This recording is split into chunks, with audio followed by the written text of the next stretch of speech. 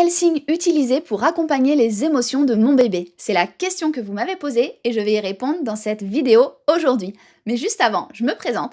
Je m'appelle Tiffany, je suis la créatrice de Lila Signe pour apprendre à signer avec son bébé dès tout petit et pouvoir communiquer avec lui. Et bien sûr, quand il devient plus grand, autour de 15, 18, 24 mois, on va pouvoir ajouter les émotions dans tous les signes que l'on fait à la maison pour accompagner ses émotions et l'aider à réguler au mieux ses émotions. Bien sûr, ça fonctionne même s'il est plus grand et je vais t'expliquer tout ça aujourd'hui. Si tu souhaites télécharger mes ressources gratuites, je t'en ai mis plein juste en dessous dans la description. N'hésite pas à les regarder. C'est parti pour la réponse à la question du jour. Alors, quel signe on va utiliser pour accompagner les émotions de nos bébés? Eh bien, on va tout simplement mettre en place les signes des émotions. Pour commencer, je vais vous montrer le signe colère. Quand il y a une tempête émotionnelle, qu'une colère arrive, eh bien, on va utiliser le signe colère. Ça va permettre aux bébés, aux bambins, parce qu'en réalité, ce sont plus des bambins, ils ont plus de 18 mois la plupart du temps quand ils commencent les tempêtes émotionnelles, les colères, et qu'ils sont capables de pouvoir commencer à réguler leurs émotions, même si c'est très compliqué. Attention,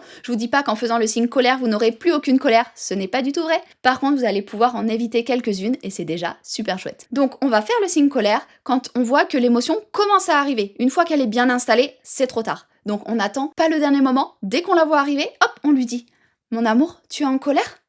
Et le fait qu'on le signe, qu'on le verbalise, qu'il puisse lui-même le signer, parce qu'il peut pas forcément le verbaliser en fonction de l'âge qu'il a. S'il est grand et qu'il parle déjà, il peut en même temps que le signe le verbaliser. Même les grands, les signes sur les émotions, c'est hyper utile. Même si votre enfant a 4 ans, 5 ans, eh bien, signer les émotions alors qu'il parle parfaitement est réellement utile. Parce qu'il est plus facile d'exprimer ses émotions grâce aux signes que de les exprimer à l'oral. Donc n'hésitez surtout pas à signer les émotions avec vos enfants, qu'ils soient petits ou qu'ils soient grands. On reprend le signe colère. On a les mains avec tous les doigts écartés que l'on va crocheter au niveau des épaules et on va en arrière. Colère. Colère. Donc, encore une fois, quand le début de la colère arrive, c'est là qu'il faut demander à son enfant « Est-ce que tu te sens en colère ?» pour qu'il puisse lui-même dire « J'ai de la colère ». Et vous allez voir, s'il arrive à le faire, souvent la colère, pouf, disparu. Je vous assure que ça fonctionne. Essayez, testez et dites-moi dans les commentaires si ça a fonctionné. Bien sûr, je le répète, ça ne va pas diminuer 100% des colères. Il y a des fois les émotions qui sont trop fortes et puis il est nécessaire pour les enfants de pouvoir exprimer leurs émotions. Le but n'est pas du tout de stopper les émotions, mais simplement de pouvoir éliminer les colères qui ne sont pas forcément nécessaires à leur développement et qui peuvent être diminuées. Si elles peuvent être diminuées, c'est mieux pour le bébé, c'est mieux pour vous, c'est mieux pour tout le monde, donc autant le faire. Je vous remonte le signe colère, les mains qu'on croche 2 fois en arrière. Colère. Et quand on a des colères, parfois c'est simplement que l'on est frustré. On est frustré parce que papa ou maman nous a dit non, on est frustré parce qu'un autre enfant nous a pris un jouet, on est frustré pour X raisons, et donc on a de la frustration. Vers 2 ans, 2 ans et demi, 3 ans, en fonction des enfants, ils vont vraiment comprendre ce qu'est la frustration, et le fait de le signer va de nouveau les aider beaucoup à gérer cette émotion qui n'est pas facile du tout à gérer. Le fait de signer qu'ils sont frustrés, dans certains des cas, ça va permettre de stopper la colère, l'émotion trop forte, et tout d'un coup de redevenir apaisé. Donc vraiment, essayez, testez-le, je vous montre le signe frustré. Alors pour frustrer, on a les 2 mains avec tous les doigts collés. On pose le pouce contre nous. Attention, pas la main à plat, que le pouce. Si on a la main à plat et qu'on fait ça, c'est qu'on est fatigué, donc ça n'a rien à voir. Là, on va être frustré. On a le pouce contre nous et on va descendre une main après l'autre, comme si on poussait une charge lourde sur nous. Vous imaginez là, toute la frustration qu'il y a dans votre corps, vous la poussez. Comme ça. Ça fait du bien. Frustré. Faites-le avec moi en même temps en regardant cette vidéo, ça vous entraînera et ensuite ça va devenir un automatisme pour que vous puissiez le signer avec votre bébé. On parle beaucoup des émotions négatives pour accompagner les émotions de nos bébés, mais on peut aussi utiliser le signe content, être contente, parce que c'est aussi important que vos bébés puissent vous dire quand ils sont contents. Vous leur proposez une activité qu'ils adorent, par exemple de la pâte à modeler, et tout d'un coup ils vous disent « Oh, maman, je suis super contente » ou « Je suis super content », et bien ça fait super plaisir et on sait que ça leur plaît, et le fait qu'ils puissent exprimer qu'ils sont contents va aussi leur permettre de pouvoir exprimer lorsqu'ils sont pas contents, lorsqu'ils sont tristes. Et donc, c'est super important. Le signe content, on a les 2 mains avec tous les doigts collés contre nous. Et on va tourner. Être content, être contente. Content.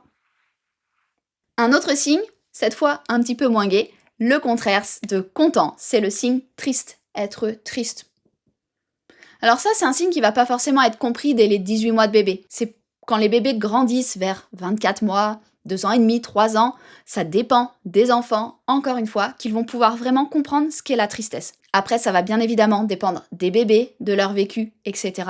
De la communication des parents. Est-ce que les parents disent lorsqu'ils sont tristes? Est-ce que les émotions sont exprimées à la maison?